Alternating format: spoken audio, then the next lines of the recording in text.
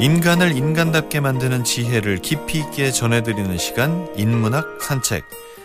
이번 달에는 건국대학교 건축전문대학원 김종진 교수님과 빛과 형태로 이루어진 건축 이야기 나누고 있습니다. 어서 오십시오. 네, 안녕하세요. 네, 지난주에 그 빛과 어두움 또는 건축에 사람이 들어가서 얻는 경험에 대한 많은 얘기를 해주셨습니다.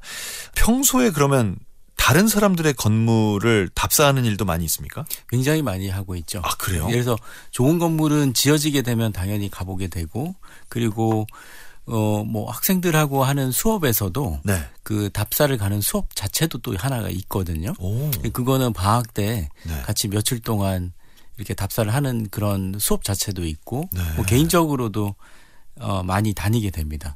그래요? 네. 아, 이거 다니시느라, 이거 사실 여행이잖아요. 네. 이 돈도 만만치 않겠는데요? 아껴서 가고 있습니다. 네. 아니, 또 뭐, 여유 있으실 때 갈 테니까 가족들도 함께 가실 거 아닙니까? 그러니까 가족이 같이 가서 뭐, 네. 나중에 분리가 돼서 제가 혼자 남아서 더 봐야 될 걸 볼 수도 있고, 네. 왜냐하면 아이들이 흥미를 못 느끼는 공간들도 있기 그럴 때문에. 수 있죠. 그럴 수 있죠. 네, 그럴 수도 있고, 네. 또 집중해서 제가 연구를 해야 될 때는, 예를 들어서 어떤 연구 프로젝트의 지원을 받아가지고 좀 더 집중해서 조사 방식으로 또 가기도 하고요. 아니면은 그냥 제가 개인적으로 여행을 하는데 꼭 보고 싶은 공간이 있으면 네. 그걸 같이 껴서 같이 한다든지 이렇게 뭐 두루두루 좀 유연하게 하고 있습니다. 그러면 이제 어딜 여행 가시면 항상 그 도시에 있는 가장 뭐 가보고 싶은 건축물 이런 게 1순위 검색 대상이시겠어요? 꼭 그렇지는 않습니다. 아, 그래요? 또 꼭 항상 그런 건 아닙니까? 이렇게 가서 쉬고 싶을 때도 있기 때문에 그게 항상 일을 염두에 둘 수는 없고 이제 약간 일을 할 때는 또 집중해서 하긴 하는데요. 네네네. 그래도 어느 도시에나 어느 나라 어느 도시에 가더라도 좋은 건물들은 항상 있기 때문에 네, 가급적이면은 많이 보려고 그러죠. 아, 그 어느 도시에나 내가 볼 만한 건축물은 다 있다. 사실 그 점을 또 제가 생각을 못 했네요. 그거는 우리나라도 마찬가지입니다. 우리나라의 지방 도시를 가더라도 네네. 지방 마을이나 도시를 가더라도 잘 찾아보면 네. 반드시 근대 건축이나 전통 건축이 있기 때문에 예, 그거 이렇게 연결하시면은 좋을 그래요? 것 같습니다. 네. 알겠습니다. 자, 오늘도 건축 얘기를 계속 해보겠습니다. 오늘은 건축 형태에 대한 얘기를 하실 거라고요? 네, 제가 최근에 썼던 책이 빛나는 형태들의 노래라는 책인데요. 네네. 사실은 형태라고 그러면 우리가 조금 기계적으로 수학적으로 느낄 수도 있는데 네네. 사실 그 형태를 만드는 거는 우리 사람들이잖아요. 그렇죠. 그러니까 그 형태에 담긴 우리의 마음이 중요한 거거든요. 뭐 수평인 경우는 네. 어떤 수평에 대한 어떤 의지 또 뭐 수직은 하늘로 올라가고 싶은 그런 거에 대한 인간의 마음. 네. 그러다 보니까 각각의 형태가 추구하는 바가 다르고 그리고 그거의 결과물들이 다른 건축물로 펼쳐졌죠. 그렇게도 해석을 할 수가 있군요. 인간이 어떤 그 생각을 가지고 건축을 만들었는가에 대해서 펼쳐지는 게 다르다. 네네. 아주 독특한 관점입니다. 건축가들은 다 그렇습니까? 이런 생각들을 하면서 건축을 보나요? 이게 어쩔 수 없이 인류가 진화 자체가 우리가 생명체로도 진화가 됐는데 네네. 우리가 수평의 건축들을 좋아하는 그런 건축가나 뭐 예술가나 이렇게 보면 수평은 아무래도 우리가 자유롭게 뛰어놀 수 있잖아요. 걸어 다니고 뛰어놀고. 그죠. 근데 수직 같은 경우는 우리가 올라갈 수는 없지만 바라보게 되잖아요.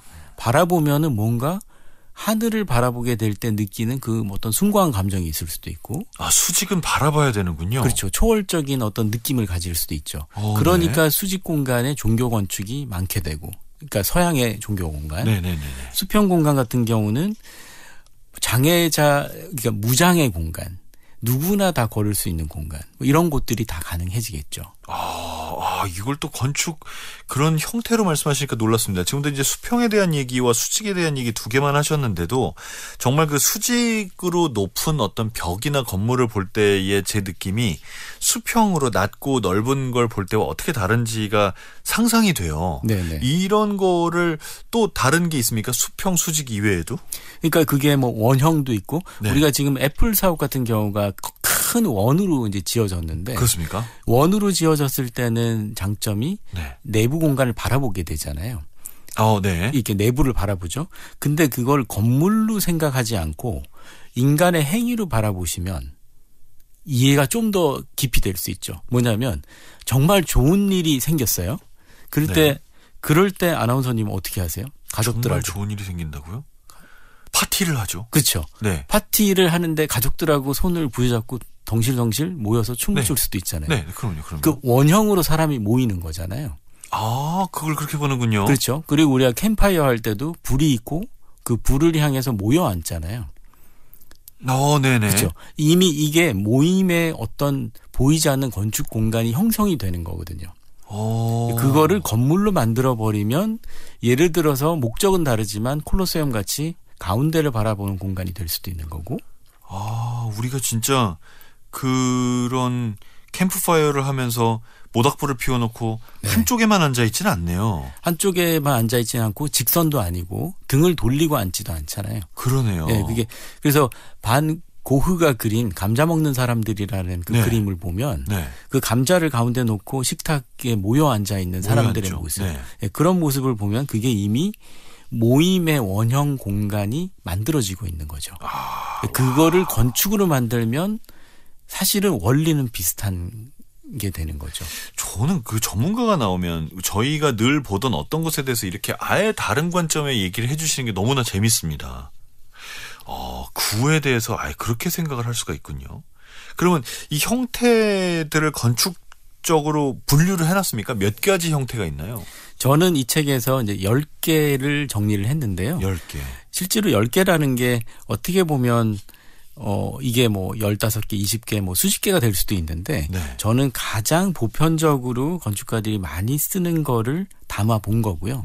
이게 10개라는 게 어떤 뭐 상징적인 것이지 반드시 뭐 10개다 이렇게 볼 수는 사실 없습니다. 규정이 있는 건 아니다. 그렇죠. 네. 네.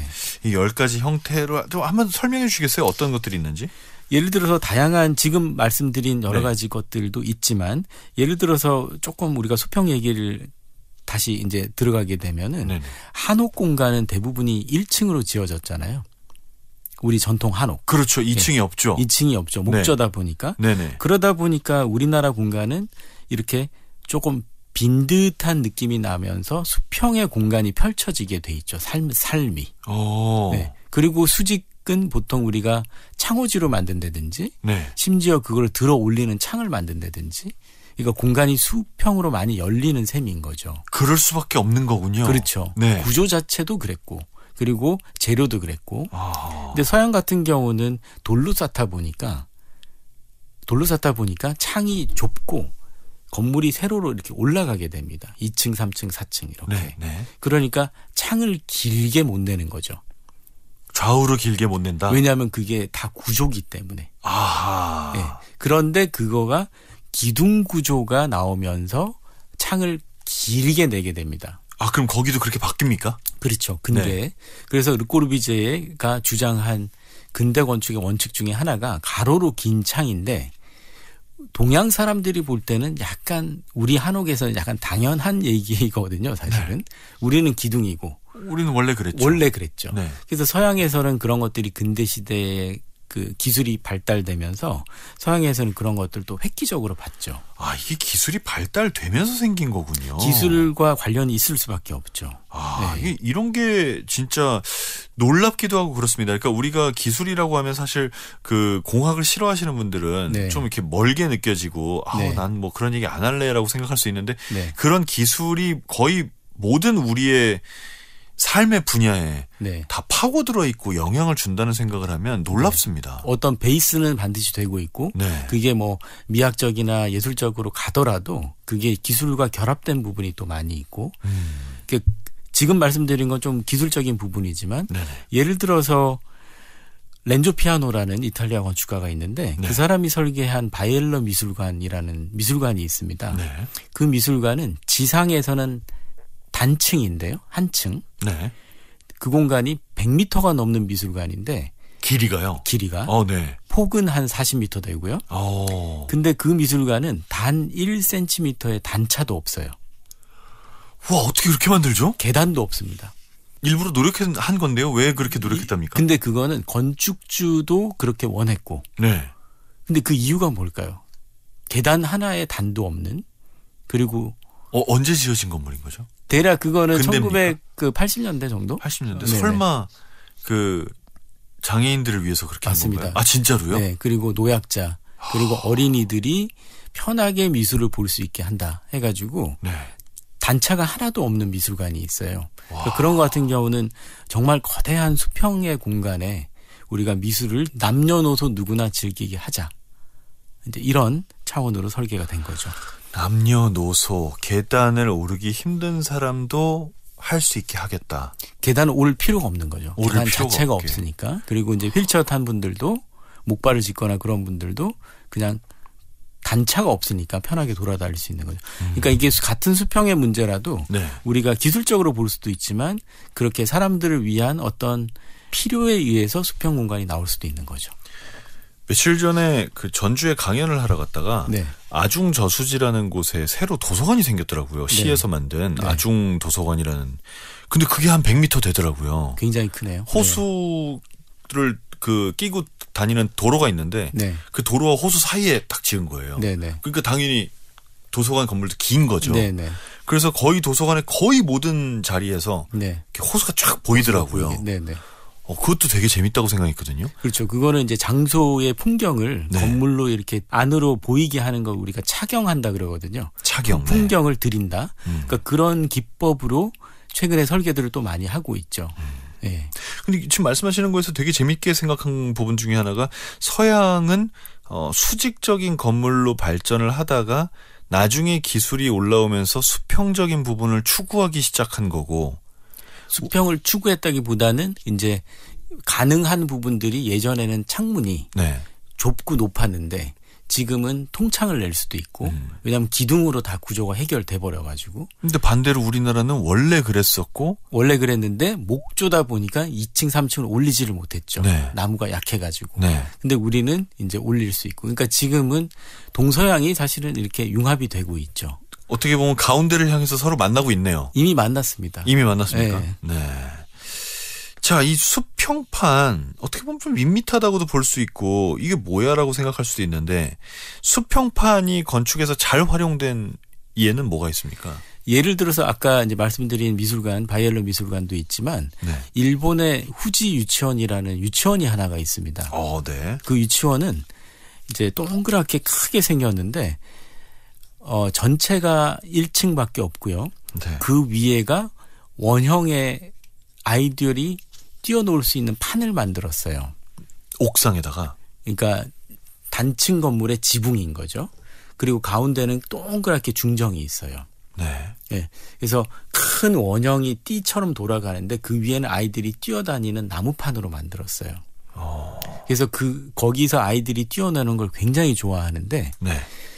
그거는 다큐멘터리도 있고 유튜브에도 나오는데 한번 찾아보시면 아이들이 등원을 하자마자 가방을 교실에 던지고. 갖다 놓고 네. 거기서 뛰어다니면서 놉니다. 그래요. 네, 근데 이게 지금 조사가 돼 있어요. 네.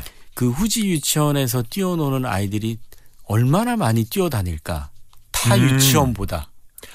비교를 하는군요. 네, 좋아요. 연구를 했죠. 네네. 연구를 했더니 남자 아이들 같은 경우는 3km에서 5km가 넘는다. 차이가. 하루에 뛰는 양이. 우와. 네. 그리고 여학생들은 조금 더 적겠죠. 네. 그러니까 그거는 아무도 뛰라고 안 했는데 아이들은 뛰는 걸 좋아하잖아요. 그렇죠. 근데 그게 그런 의도가 나오게 된 게 뭐냐면 그 테츠카라는 건축가 부부가 네. 그 유치원 설계 의뢰를 받았을 때 자기 아이들이 비슷한 또래였대요. 그래서 놀이터에 가서 아이들이 노는 걸 봤더니 아이들은 친구들하고 놀 때 반드시 원형으로 뛰어다니면서 놀더래요.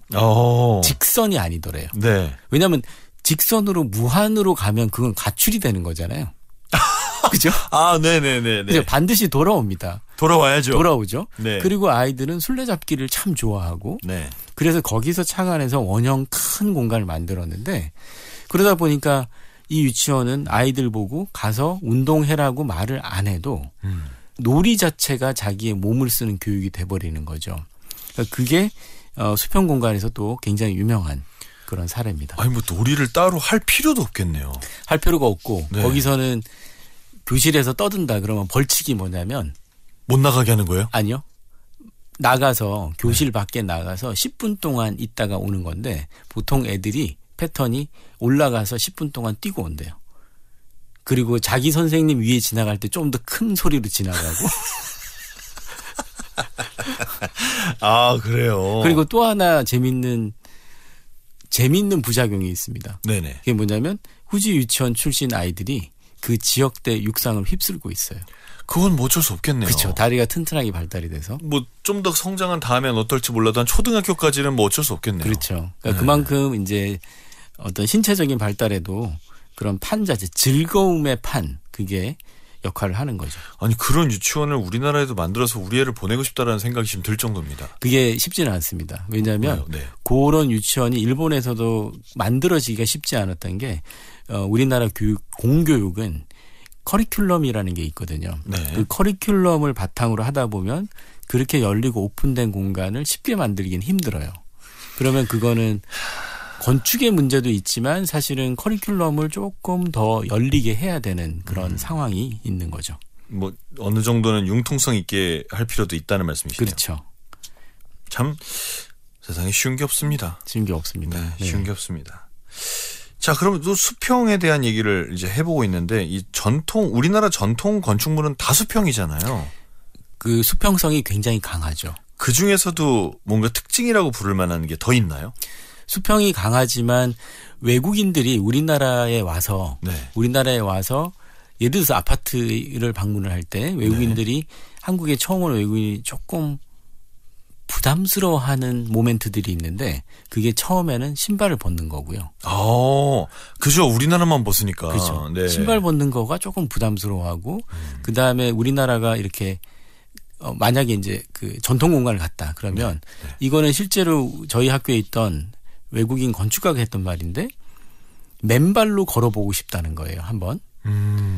그 올라가서 맨발로 걸어보고 싶다. 네, 그래가지고 그분이 이제 양말을 신고 걸었는데 네. 대도를 올라가서 대청마루로 올라가서 온도를 올라가서 이렇게 걸어보니까 발 밑에 닿는 감각이 다 다르잖아요. 그 재료들이. 네네. 그게 너무 자기는 감각적으로 이게 참 독특한 경험이라는 거예요. 온돌에 가면 따뜻하고 대청마루 가면 약간 밑에서 바람이 올라오는 것 같기도 하고 그리고 돌이 있고 흙마당이 있고 우리는 놓치는 건데 외국인들이 봤을 때는 그게 굉장히 독특한 거고 우리는 그냥 당연한 거죠. 당연한 거죠. 옛날부터 그랬으니까. 그렇죠. 네. 그 온돌 같은 경우도 따뜻한 바닥을 굉장히 재밌어합니다. 이게 또 신발을 안 신어서 더 잘 느껴지는 거 아닌가요? 그렇죠. 잘 느껴질 수 있죠. 그래서 제가 그 같이 갔던 이태리 건축가하고는 병산서원 옆에 있는 데서 아랫목에서 잤는데 저기 온돌방에서 제가 그분한테 경고를 했거든요. 지금 추운데 절대 저기서 자면 안 된다. 근데 잤어요 그분이. 근데 새벽 1시쯤에 오마이갓 하면서 일어났어요. 일어났는데 여기가 이제 빨개져가지고. 아이고. 그러면서 했던 말이 후라이팬이라는 거예요. 거기는 이미 갈색이 돼 있으니까. 그렇죠. 그러니까 그런 것들이 우리는 아무것도 아닌데 외국인들이 봤을 때는 그 어떤 바닥이라든지 우리 전통 건축이 가지는 재료 이런 것들이 굉장히 고유하게 느껴지는 것 같아요. 이 사람의 마음이나 태도가 건축의 요소로 볼 수 있다라는 건 무슨 말씀이신가요? 이거는 사람의 마음 이런 것들은 우리가 예를 들어서 한국의 표현 중에 예를 들어서 아버지가 아들한테 너는 집안의 기둥이 돼야 된다. 이런 표현을 쓰지 않습니까? 근데 이런 표현이 외국에서는 흔치 않거든요. 집안의 기둥. 그러니까 이미 기둥이라는 건축적 요소가 여기에 지금 들어가 있잖아요. 그러네요. 그렇죠. 이게 약간 메타포긴 하지만 물론 기둥이 꼭 건물의 기둥이 있는 것만은 아니지만 그게 상징하는 바는 어떤 뭐 정신적인 지주, 어떤 중요한 존재가 돼야 된다 이런 뜻이 있잖아요. 그러니까 우리가 물리적인 요소를 본다고 해도 거기에 투사하는 우리의 마음은 없을 수가 없으니까 그러니까 그런 것들을 해석하게 되면 요소 하나하나마다 그런 것들이 사실 우리가 찾을 수 있죠. 정말 재밌고 신기하고 이 건축 얘기를 하면서 제가 이렇게까지 되게 재밌고 흥미를 갖게 될 거라고 생각을 미처 못했습니다. 자, 그러면 이 기울기나 곡선이나 이런 게 더해진 건물들은 아무래도 그냥 평평한 건물이나 수직적인 건물보다는 좀 더 다양한 어떤 각을 갖잖아요. 네네. 이렇게 될 때 뭔가 좀 독특하다 혹은 에너지가 생긴다 이런 느낌들을 좀 갖게 되는데 왜 사람들이 이렇게 좀 특이한 건물들을 최초에 짓기 시작했을까요? 기울기라는 거는 예를 들어서 피라미드 같은 경우는 네. 그게 구조적으로 그렇게 기울이면서 올라가야 이제 튼튼한 상황인 건데요. 네. 예를 들어서 그거는 하늘에 닿기 위한 하늘을 좀 더 올라가기 위한 어떤 상징이 있지만 예를 들어 우리가 기울기를 봤을 때 기울기를 우리가 구글이나 인터넷에 쳐보면 네. 기울어졌다라는 표현은 굉장히 부정적으로 많이 표현하거든요. 사람을 보면 예를 들어서 편향적이다. 삐딱하다. 이런 게 많아요. 근데 예를 들어서 기드 모파상이라는 소설가가 뭐라고 그랬냐면 사람의 인생은 정점을 향해서 올라갔다가 네. 생의 끝을 향해서 내려가는 그런 경사로와 비슷하다. 이런 말을 한 적이 있고요. 네. 그다음에 니체 같은 경우는 위험하게 살아라. 그러면서 화산이 있는 베수비오 화산에 도시를 세워라. 이렇게 합니다. 근데 이 두 표현에서 보면 기울어진 어떤 경사나 장소를 가지고 대하는 태도가 좀 다른 거죠. 니체는 초인적인 어떤 적극적으로 해라. 이런 게 지금 경사에 있고 모파상은 올라갔지만 내려오는 거를 좀 쓸쓸하게 표현을 한 거고 이미 거기에도 있죠. 그래서 이런 거를 우리가 예술 작품이나 건축적으로 가지고 오게 되면 또 굉장히 재밌는 어떤 연관성들이 가능하겠죠. 이게 그러면 익숙한 걸 벗어나서 좀 역동적인 그런 세계로 들어가는 건가요? 그렇죠. 기울어진 어떤 건물들을 보면 우리가 예를 들어 대칭으로 기울어진 다락방을 가면 상당히 아늑함을 느낄 수 있는데요. 그게 아니라 리차드 세라 같은 사람의 조각물을 보면 뭐 몇 메타짜리 철판이 이렇게 기울어져 있어요. 그럼 그 밑을 지날 때 철판이 잘못하면 나를 깔아뭉갤 수 있잖아요. 네. 그 불안함을 주거든요. 리차드 세라는. 네. 그 불안함 자체가 계속 이제 유도가 되는데 그걸 또 미학적으로 살린 그런 케이스가 있습니다. 그 불안함이 그러면 그 사람 작품인가요? 그러니까 불안함이라고 표현은 제가 이제 너무 이건 간단하게 표현했는데 불안함보다는 어떤 그런 불안정한 형태가 주는 어떤 긴장감, 네. 그리고 사람들의 반응, 여러 요소가 있죠.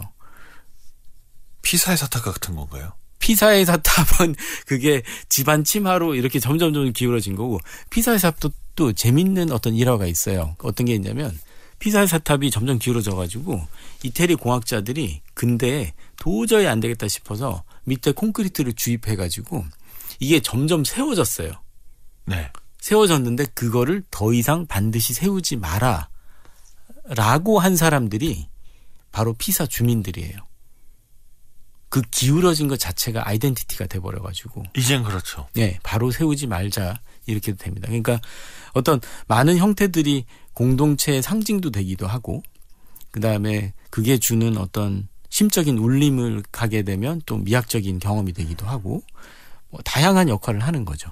그 피사의 사탑은 일부러 한 건 아니니까 그럼 네. 일부러 건축한 그런 건축물 가운데 네. 기울기나 곡선이나 이런 게 좀 돋보이는 현대 건축물도 있습니까? 지난주에 그 우리가 말씀 나눴던 미메시스 같은 경우는 굉장히 좋은 사례고요. 네.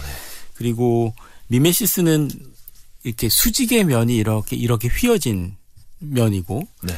DDP 같은 경우를 보면은 수직면보다는 3차원적으로 휘어져 있죠.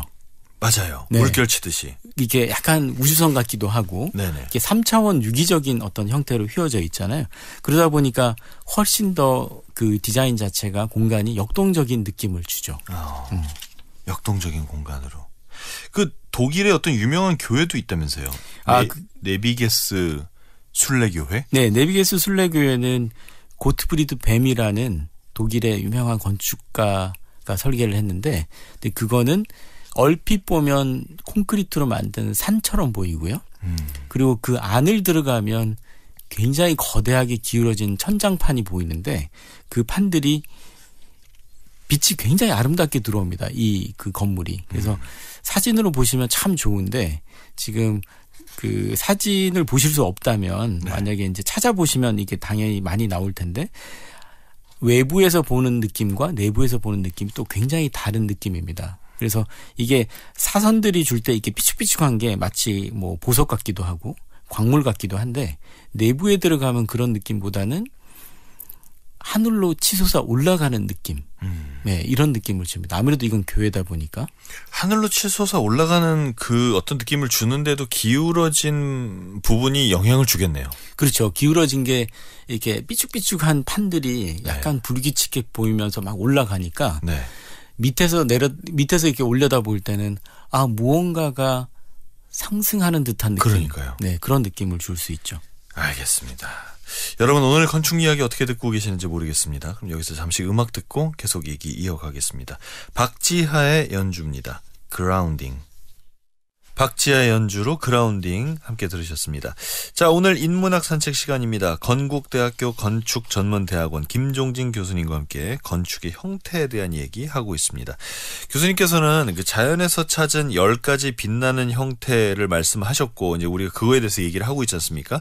뭐 수평, 수직, 곡선, 구, 뭐 아주 여러 가지 형태로 발전해 왔는데 단순한 것에서 복잡한 것으로 좀 변해온 거잖아요. 우리의 건축 역사가. 네. 근데 이걸 발전으로 볼 수는 없다라고 하셨어요. 네, 왜냐하면은 고대의 그런 작품들 중에도 네. 이미 어떤 공간을 경험할 때 주는 감동이라든지 그런 것들이 탁월한 것들이 있기 때문에 우리가 고대에 지어졌다고 해서 원시적인 기술로 만들었지만 그것을 단순하다. 네. 그러니까 단순하기 때문에 조금 덜 발전된 것이다라고 볼 수는 꼭 없는 것 같아요. 왜냐하면 현대에는 기술이 발달돼서 굉장히 복잡한 형태를 만들 수 있지만 그것이 반드시 어떤 인류의 역사를 볼 때 뭐 최고 발전 이렇게 표현하기는 조금 어렵지 않을까 그렇게 생각합니다. 그렇군요. 그 이제 기술이 발전하면서 우리가 예전에는 할 수 없었던 거를 하게 되기도 했습니다. 예를 들면 그렇죠. 네. 성서에 나오는 바벨탑 같은 것도 그때는 못 만들었지만 지금은 만들 수 있잖아요. 바벨탑을 이제 하늘까지는 못 올라가겠지만 말하자면 그렇지만 어쨌거나 네. 지금 굉장히 높은 건물들을 만들어내고 있지 않습니까? 그렇죠. 이렇게 높은 건물들을 자꾸 만들려고 하는 것도 어떤 인간의 원초적인 욕망에 가까운 건가요? 저는 그렇게 봅니다. 그게 한 개인, 한 기업, 한 공동체, 한 도시의 어떤 그 의지의 투사일 수도 있지만 전체적으로 보면 인류가 끊임없이 갈망해왔던 그런 초고층 건물, 그게 뭐 예를 들어서 이유와 어찌 됐던 이유가 뭐 한 기업의 뭐 어떤 이미지를 상징할 수도 있지만 어떨 때는 보면 한 도시가 그런 걸 만들려고 하기도 하거든요. 네. 그래서 그게 어떤 인류가 가진 근본적인 어떤 그 의지의 표현이 아닐까 저는 그렇게 생각을 합니다. 이 높게 올라가는 게 인류가 가지고 있는 의지의 표현이다. 네네. 이게 종교적인 의미도 있을까요? 종교 신성시하는 것 같은? 그렇죠. 종교적으로는 우리가 종교적으로 가게 되면 종교 건축이 있지만 우리가 꼭 종교를 떠나서라도 보여주고 싶은 어떤 그 갈망과 어떤 공동체의 의지라든지 어떤 표현이 있을 것 같아요. 어떤 거대한 상징. 우리가 이렇게 할 수 있다는 네. 그런 것들이 은연중에 분명히 내재되어 있을 거고요. 그게 종교 건축으로 가게 되면 당연히 좀 더 높이 솟아오르고 싶은, 그러니까 하늘에 닿고 싶은. 그게 이제 기독교 건축에는 당연히 그렇죠. 그래서 그런 착시 현상도 많이 썼기 때문에 실제 건물은 예를 들어서 높이가 30m지만 네. 우리가 올려다 볼 때는 사람이 느낄 때는 50m로 보인다든지 계속 빨려 들어가는 듯한 느낌. 근데 그런 거는 바로크 시대에 굉장히 많이 했던 수법이죠. 아, 그래요? 네네. 그런 어떤 그냥 길쭉한 막대기 하나 땅에 꽂아놓은 것 같은 그런 형태의 탑들도 있잖아요. 그렇죠. 그런 탑들은 우리가 뭐 현실적으로 그렇게 할 수밖에 없었다면 지금 바로크 건축이나 바로크 음악들도 사실 마찬가지입니다. 우리가 바흐나 핸델의 음악을 들으면 막 하늘로 올라갈 것 같은 그런 느낌을 주는 곡들이 있잖아요. 웅장하죠. 웅장하죠. 네. 그런 그 보로미니의 건축들 특히 보면은 그 돔 안을 올려다보고 있으면 진짜 빨리 올라갈 것 같거든요. 돔도 좀 그런 게 있어요. 그렇죠. 네. 네. 돔을 올려다본다. 네. 돔 얘기 나왔으니까 돔 한번 꼽아주시죠. 어디 돔이 제일 좋습니까? 돔은 제가 돔은 바티칸입니까? 바티칸도 좋고 뭐 이게 그 케이스 바이 케이스 다르지만 예를 들어서 저는 현대 건축을 오히려 하나를 추천을 드립니다. 그래요? 네네. 그 베를린에 가시면 라이슈타크라는 국가 의사당이라는 건물이 있습니다. 네. 그 의사당 건물이 이제 예전에 그 폭격을 맞아서 화재가 나고 그래가지고 위에 돔이 사라져 버렸어요. 네네. 그리고 내부도 불탔기 때문에 내부는 이제 소위 우리로 말하면 국회의사당을 만들고 네. 그 위에 유리돔을 씌웠습니다. 네. 유리돔을 씌웠는데 그 유리돔이 여러 역할을 하는데 하나는 유리돔 주변을 돌아가면서 베를린 시내를 구경하는 전망대 역할을 할 수 있고요. 여기서? 네네. 네. 그 슬로프를 올라가는 거죠. 네. 그 다음에 또 하나는 가운데 가면 거울로 생긴 이상한 식물처럼 생긴 게 하나 있어요. 가운데. 네. 그게 거울이 무슨 역할을 하냐면 햇빛을 국회의사당 아래로 반사를 시켜줍니다. 그래요? 예. 그럴 수가 있습니까? 왜냐하면 이제 구멍을 뚫어놨기 때문에 유리지붕으로. 그 다음에 또 하나 가장 중요한 역할, 제가 가장 좋다고 생각하는 거는 뭐냐면 그 빛이 들어가는 그 유리를 통해서 일반 관람객들이 아래를 내려다볼 수 있어요. 네. 그러면 뭐가 보일까요? 국회의원들이 보이겠죠. 국회의사당 지금 진행하는 게 위에서 보이는 겁니다. 국회 회의가 진행되는 걸 볼 수 있는 위에서 거예요? 이렇게 누구나 다 볼 수 있는 거죠. 그래요? 그러니까 우리가 뽑은 그런 의원들이 네. 하는 어떤 활동들을 위에서 시민들이 바라볼 수 있게 되는 거죠. 위에서 시민들이 얘기하면 들립니까? 들리지는 않습니다. 왜냐하면 유리로 막혀 있기 때문에. 저는 혹시 들리면 조금 문제가 될 것 같습니다. 뭐 나쁜 말 하면 들릴까 해서 궁금해서 한번 여쭤봤습니다. 그 않습니다. 정도는 아니군요. 네네. 네. 이게 근데 의사당 건물 자체는 약간 우리나라 건물하고 좀 비슷한 느낌도 좀 있는데요. 이 의사당 건물은 고전주의 양식으로 지은 건물이기 때문에 네. 현대 건축물은 아니고요. 네. 이 안에 내부와 유리돔을 이제 새롭게 영국 건축가 노만 포스터라는 사람이 네. 이제 설계를 해서 지었고, 재밌는 거는 요 유리돔의 아이디어 있지 않습니까? 네. 전망을 밖을 바라보고 하는 거. 이거는 아까 나왔던 고트프리트 뱀이라는 건축가 있죠. 네네. 네, 그 건축가가 이미 아이디어를 스케치를 한 적이 있어요. 네. 그거를 노만 포스터라는 건축가가 차용을 네. 해서 이렇게 같이 아이디어를 발전시켜서 만들게 된 겁니다. 그렇군요. 네. 이 노먼 포스터도 굉장히 유명한 사람인데 이분 런던에서도 이런 걸 했다면서요. 런던에서 이제 동그랗게 생긴 네. 그 런던 시청사 중에 하나인 건물인데요. 요게 그 독일에 있는 그 의사당보다는 훨씬 전에 테임즈 강가에 계란이 기울어진 모양으로 만들었죠. 이게 먼저군요. 네, 이게 훨씬 먼저입니다. 여기도 안에서 뭘 볼 수 있는 그런 게 있습니까? 똑같이 나선 계단이 돌아가고 네. 그리고 아래쪽에는 회의실이 있어요. 그러면 시민들이 여기는 아까 질문하셨듯이 소리치면 들리냐? 여기는 들립니다. 들립니까? 네. 근데 이거는 네. 이제 국회의사당처럼 큰 거는 아니고요. 네. 작은 회의하는 데이기 때문에 그렇게 뭐 큰 소리 칠 일은 없을 것 같습니다. 좀 무섭겠네요. 지금까지 살펴본 형태들은 비교적 정적인 모습을 하고 있는데 비정형의 형태로 가면서 정적이지 않고 동적일 수도 있습니까? 그렇죠. 아까 잠깐 얘기가 나왔던 우리 네. 동대문 DDP 같은 경우도 네네. 우리가 정적인 느낌은 안 들죠.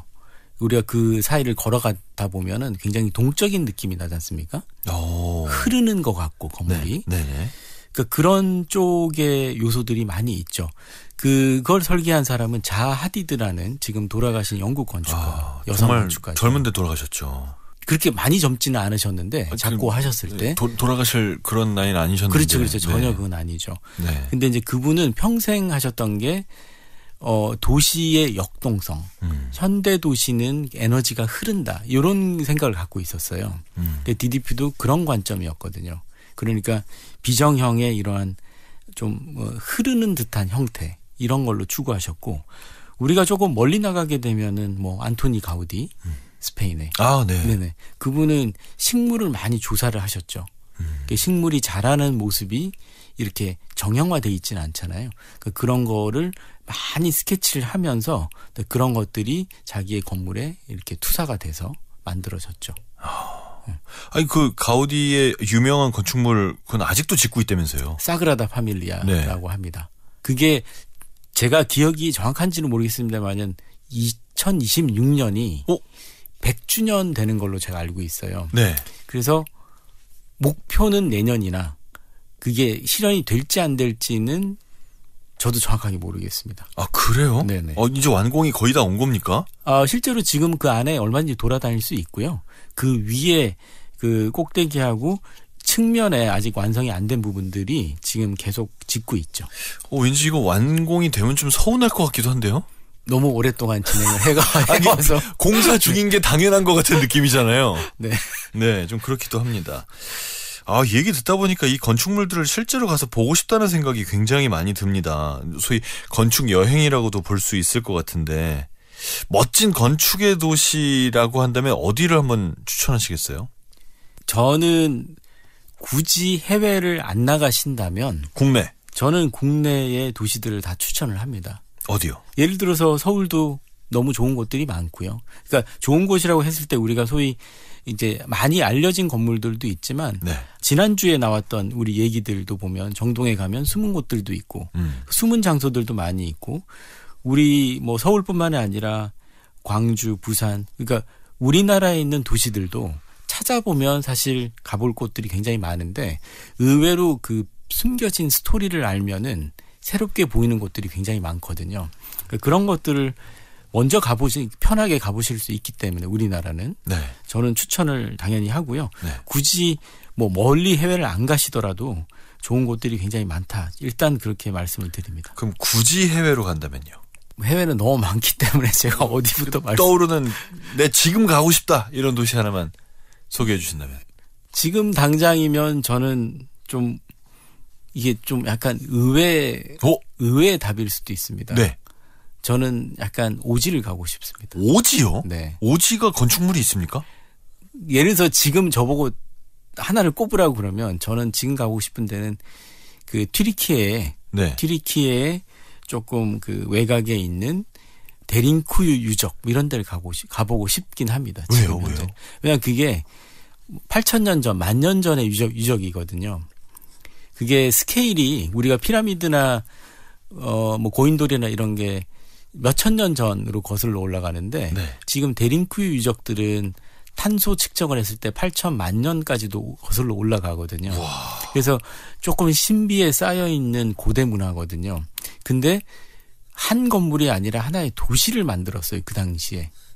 그러니까 그런 데는 지금 조금 역사에서도 발굴 중이다 보니까 저는 일단 꼭 그 하나를 말씀드려야 될 것 같아서 네네. 그래서 일단 고대 도시를 한번 방문하고 싶다.